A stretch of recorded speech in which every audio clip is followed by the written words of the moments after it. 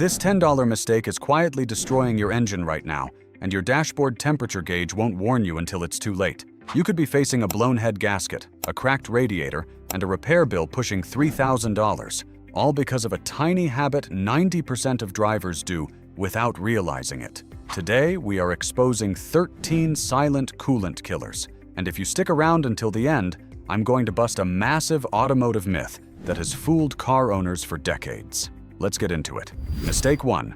Mixing different coolant types. This one causes more engine damage than almost anything else on this list. When you mix different coolant formulas, say green with orange or Asian blue with Dex Cool, you're triggering a chemical reaction. That reaction turns your fluid into a thick, brownish sludge. It travels through your system and clogs your radiator, your heater core, and your thermostat housing. According to the Society of Automotive Engineers, mixed coolant can lose its corrosion protection within just 2,000 miles. That's nothing.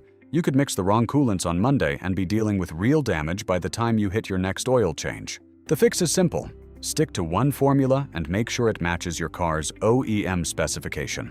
If you ever need to switch formulas completely, do a full flush first. Then start fresh with the right product.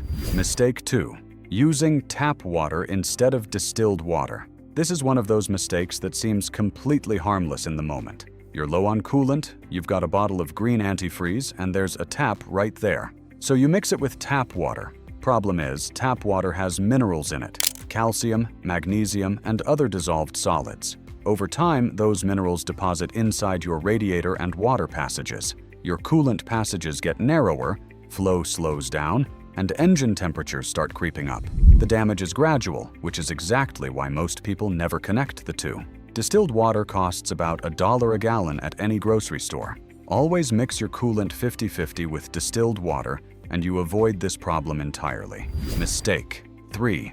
Not rechecking coolant level after a flush. A lot of drivers think a coolant flush is a one-and-done job. You drain it, you refill it, you're good. That's actually not how it works. After your first drive following a coolant flush, trapped air pockets inside the system rise to the surface and the coolant level drops. That leaves your system running partially empty, which means parts of your engine aren't getting the protection they need. The fix is to check your coolant level again after your first drive, then check it again 24 hours after that. Top it off as needed until the level stabilizes. It takes 2 minutes and it makes the whole job actually work. Mistake 4. Forgetting to bleed air from the system. Have you ever heard a gurgling or bubbling sound coming from behind your dashboard after a coolant change? That sound is trapped air sitting in your heater core. Air pockets inside a cooling system act like blockages. They stop coolant from circulating properly in certain areas, which creates hot spots. Those hot spots can get hot enough to warp your head gasket. Most modern cars have bleed valves built into the thermostat housing specifically to deal with this. Some use a funnel method where you fill from the highest point in the system to let air escape naturally. Whatever method your car requires, do it. Skipping the air bleed is how you end up with an overheating car on a perfectly cool day for no obvious reason. Stick around because right before the comments, I'm showing you the hidden accelerator pedal trick that professional mechanics use to force the ECU to recalibrate after a flush. If you skip that, your cooling fans might not even turn on. Mistake 5. Using universal coolant. Universal coolant sounds ideal. One product works in everything. Many modern engines, especially those with a lot of aluminum components, use silicate-free coolant formulas. That's by design. Silicates can react with aluminum in ways you don't want. Some universal coolants contain additives that create exactly that kind of reaction. According to data from Prestone's testing labs, using the wrong coolant formula can shorten water pump life by up to 60%. That's not a minor efficiency loss. That's a major component failing well ahead of schedule. Before you pour anything in, read the label. If it doesn't clearly state compatibility with your specific vehicle make or engine type, skip it. OEM-approved coolant might cost $10 more, but it's made for your car. That price difference is nothing compared to a water pump or head gasket repair. Mistake 6. Ignoring coolant change intervals. Here's one of the most common misconceptions in car maintenance: that coolant lasts forever. It doesn't. Even long-life antifreeze degrades over time. The corrosion inhibitors that protect your metal components break down. The additives that keep pH stable start to deplete. And when that happens, your coolant turns acidic. Acidic coolant doesn't just sit there quietly, it eats gaskets, corrodes sensors, and attacks your radiator from the inside out. The damage builds slowly, which is exactly why people don't notice until something fails. The general rule is to replace coolant every 3 to 5 years, or every 50,000 to 100,000 miles, depending on what your manufacturer specifies. If you bought a used car and you have no idea when the coolant was last changed, treat it as overdue and change it now. The cost of fresh coolant is almost nothing compared to what you're protecting. Mistake 7. Overfilling the coolant reservoir. More coolant sounds like better protection. It's actually a problem. Your coolant reservoir needs empty space in it. That space is there on purpose. When the engine heats up, coolant expands. If the reservoir is already filled to the top, that expanding coolant has nowhere to go. It pushes out through overflow hoses or blows the reservoir cap. Then when the engine cools back down and the coolant contracts, the system can pull air back in to fill the vacuum. You've now introduced air into the system, which creates the hot spots we talked about in mistake 4. The fix is straightforward. Fill between the minimum and maximum lines. That's all. Don't go above the max line no matter what. Mistake 8. Ignoring the coolant cap. Most people look at the cap on their radiator or coolant reservoir and see a piece of plastic. What it actually is a pressure regulator. That cap holds your cooling system at somewhere between 13 and 16 pounds per square inch. That pressure raises the boiling point of your coolant, which is the whole point. Without pressure, coolant boils at a lower temperature, which means your engine is at much greater risk of overheating even under normal conditions. If the spring inside that cap weakens, or if the rubber seal starts cracking, your system loses pressure.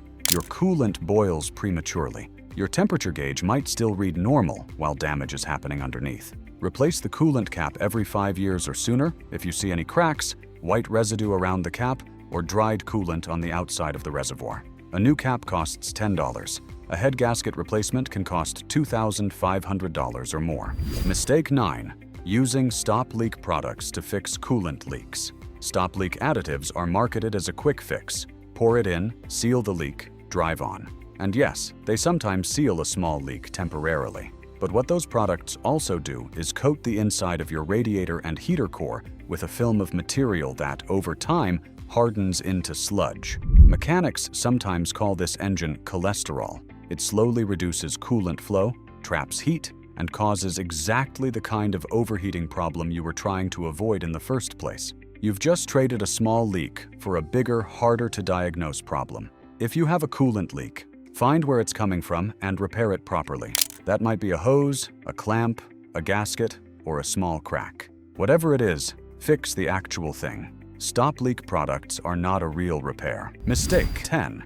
Forgetting about thermostat replacement. Your thermostat controls when coolant begins circulating through the engine. It opens at a specific temperature, usually around 195 degrees Fahrenheit, to keep everything running in the right range. Over time, thermostats wear out, and when they fail in one of 2 directions. Sometimes they stick open. That causes poor fuel economy and slow cabin heat in winter, but it won't destroy your engine. The other failure mode is much worse. Sometimes the thermostat sticks closed. When that happens, coolant can't circulate. Heat builds up inside the engine block. Your temperature gauge stays normal until it suddenly doesn't, and by then the damage is already done. Mechanics call a stuck-closed thermostat a silent killer because there are almost no warning signs before things go wrong. Replace your thermostat every 5 years or every 60,000 miles. Stick with quality brands like Stant, Gates, or Motorrad. Cheap thermostats fail early, and the repair bill that follows is always much bigger than the money you saved buying the cheap part. Mistake 11. Failing water pump. The water pump is what keeps coolant moving through your entire system. When it fails, your engine overheats fast. But here's what most drivers don't realize. A water pump almost never fails without warning. It gives you signs first. Most people just don't know what to look for. Watch for a small puddle of coolant under the engine. It might be green, pink, or orange, depending on your coolant type. Listen for a high-pitched whining or squealing noise that changes intensity with your engine RPM. Look for rust or a white, crusty buildup around the water pump housing. Any of those signs means your water pump is telling you something is wrong. This is especially important if your car has a timing belt-driven water pump. If that pump seizes, it can snap the timing belt. A snapped timing belt can destroy your valves in seconds.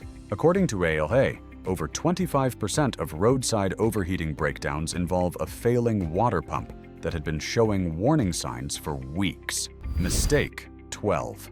Not flushing the radiator after an overheating event. Let's say your engine overheats once. You find the problem, fix it, add fresh coolant, and move on. That's not enough. When coolant boils inside a running engine, it breaks down chemically. It leaves behind acid residue and metal deposits inside your radiator. If you just top off the coolant without flushing, that acidic mixture stays in your system and keeps corroding the aluminum fins from within. Professional mechanics note that coolant pulled from a recently overheated engine often has a muddy brown tint. That discoloration is a sign the fluid has been contaminated and is no longer doing its job. After any overheating event, do a complete flush with distilled water, then refill with fresh coolant. While you're at it, inspect your hoses and clamps. Heat exposure can weaken both, and a hose that looks fine on the outside might be brittle and close to cracking on the inside. Mistake 13. Thinking coolant is only a summer concern. This might be the most common myth on this entire list. A lot of drivers think coolant is something you worry about in hot weather and ignore in winter. That thinking gets engines killed. Coolant isn't just there to prevent overheating, it's also there to prevent freezing, and more importantly, it's there year-round to protect your engine from corrosion. Modern engines use a lot of aluminum in their blocks and cylinder heads. Without the right antifreeze concentration, a process called electrolysis corrosion slowly eats through those aluminum components. This can happen while the car is just sitting in your driveway. Keep your coolant mix at 50-50 year-round. If you live somewhere with extreme cold winters, you can go up to 60% antifreeze for extra freeze protection. Don't go higher than that. A concentration above 60% actually raises your operating temperature and hurts flow efficiency. More antifreeze is not always better. Bonus tip: the coolant sensor reset trick. After a coolant flush or a full system replacement, your car's ECU might still be working off old temperature data from the sensor. In some cases, this throws off when your cooling fan kicks in or when the thermostat activates. Here's a simple procedure to help the ECU recalibrate. Turn your ignition to the on position without starting the engine. Press the accelerator all the way to the floor and hold it for 15 seconds. Turn the ignition off, release the pedal, and wait 1 full minute. Then start the engine and let it idle for 5 minutes with the AC off. This gives the ECU a chance to relearn the new coolant temperature curve so that everything activates at the right time. Most drivers never know this exists. Mechanics do it routinely after any coolant system service. Be honest, when was the last time you actually opened your hood and checked your reservoir? If you're in the never category, drop a never in the comments right now so we can see how many engines are walking on thin ice. Or if you've ever used a bottle of stop leak and survived to tell the tale, let me know below.